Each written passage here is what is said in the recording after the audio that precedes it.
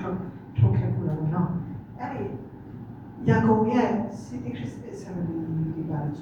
ဖက်ကိုကျွန်တော်အရှိတ်ကိုမှာဟိုဖက်မှာဘယ်သူမှမသွားတဲ့နေရာမှာကျွန်တော်အစအဲ့ဒီဥပဒေသွားတဲ့ခါမှာဒီလက်ရှိပြီးတော့ကြားတယ်နော်ဒီလက်ရှိပြီးတော့အချားကြီးတော့ခဲ့ရတယ်အဲ့ဒါဘယ်သူမှမလာဘူးအဲ့ဒါကျတော့အဲ့ဒီတတနာစားပဲဆိုတော့စားပြီးတဲ့ full course လည်းဆရာကြီးကျော်ပေါ့နော်ကျွန်တော်မဖက်မရှိဘူးနိုင်ပေါ်မှာတွေ့ထူးကြမှာပါအဲ့ကျွန်တော်မဖက်မရှိဘူးကြာခင်6လပိုင်းနဲ့ဒီမှာလာမယ်လို့ပြောတယ်သူကကျွန်တော်ကို full course ပဲအဖွဲတွေကိုခေါ်လာပြီးတော့သူရဲ့တောင်းလို့ရဖွဲ့ကိုခေါ်ပြီးတော့အဲ့ဒါတနေ့မိဘနဲ့မိဘကိုသူကဆောင်ပြီးတော့တနင်္လာပါကိုဖြစ်တယ်အဲ့လိုပါလို့ရှိတာဒါပေမဲ့ကတော့ဘာပဲဖြစ်ဖြစ်ဒီမလေးချာမှာအချင်းအတော်တော်လေးပါအရင်လာရပါလေဆက်ခဘူးလို့ပါတော့ focus ပဲလာတယ်ဆွေးခေါ်လာလို့ပါရှိတယ်တလားတော့ပဲရှိတယ်တလားတော့မရှိဘူးเนาะ